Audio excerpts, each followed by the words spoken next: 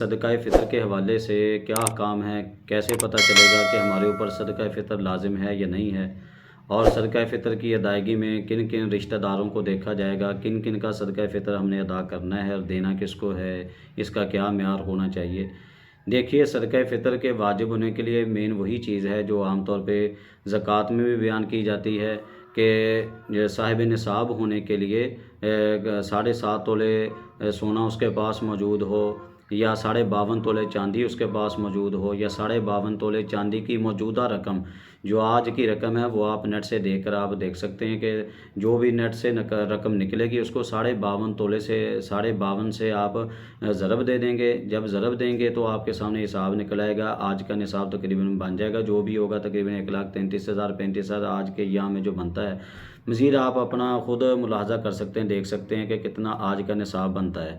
تو جس کے پاس اتنی مالیت موجود ہے، یا گھر کی اضافی اشیاء جو سال میں ایک مرتبہ بھی استعمال میں نہیں آتی، یا کپڑے جو سال میں ایک مرتبہ استعمال میں نہیں آتے، تو جو اس طرح کی اضافی اشیاء چیزیں گھر کی، وہ بھی چیزیں اگر موجود ہیں، اسی طرح پلاٹ ہیں بندے کے پاس اضافی موجود ہیں، تو اس طرح ان صورتوں میں بندے کے اوپر فطرانہ لازم ہو جائے گا۔ اگر اس طرح کی صورتحال نہیں ہے تب فطرانہ لازم نہیں ہوگا۔ اور جب فطرانہ لازم ہوگا تو فطرانہ کس کس کا لازم ہوگا؟ بیوی کا فطرانہ اپنے اوپر لازم نہیں ہے۔ اگر آپ نے وہ ادا کرنا ہے تو پھر بیوی سے اجازت اسپیشل لے لی جائے۔ اسی طرح اپنے جو بالغ بچے ہیں ان کا فطرانہ بھی آپ پر واجب نہیں ہے۔ ہاں، جو چھوٹے بچے ہیں ان کا آپ ادا کریں گے۔ اسی طرح اولاد ہے، اگر بالغ اولاد لیکن وہ پاگل ہے تو تب آپ ادا کریں گے۔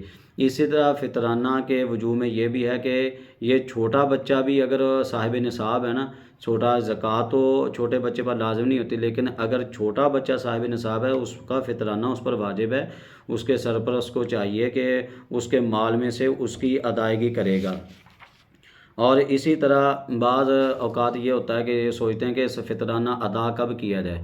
دیکھیے، ماہ رمضان میں بھی آپ ادا کر سکتے ہیں، یعنی کہ پہلے بھی آپ ادا کر سکتے ہیں، اور آپ چاہیں تو عید الفطر کی صبح میں بھی ادا کر سکتے ہیں، اور عید والے دن بھی ادا کر سکتے ہیں۔ اور اگر ادا نہ کیے، چونکہ یہ واجب ہے ادائیگی اس کی، اگر ادا نہیں کیا تو پھر جتنی بعد والی زندگی ہے اس میں بھی آپ کو ادا کرنا پڑے گا، برحال یعنی کہ ادائیگی آپ اس کی کریں گے۔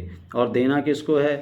دینا آپ نے اسی کو ہی ہے کہ جناب جس کو زکوٰۃ دی جاتی ہے، یعنی کہ جو مستحق ہو اس کو ہی آپ ادائیگی کریں گے، نہ کہ فقط آج کل ایک لوگوں نے معیار بنایا ہو کہ جو جناب بیوہ مل جائے، چاہے وہ صاحب نصاب ہے یا نہیں ہے۔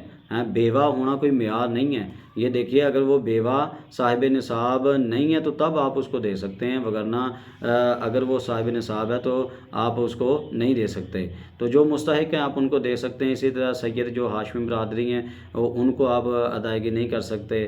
تو ویسے سادات کرام کی اللہ کے طور پہ اپنی طور سے خدمت کر دی جائے۔ تو یہ کچھ احکامات ہیں کہ جو میں نے آپ کے سامنے بار شریعت وغیرہ سے رکھے ہیں۔ دیگر جو فتاوی عالمگیری دور مختار وغیرہ کا خلاصہ ہے وہ میں نے آپ کے سامنے رکھا ہے۔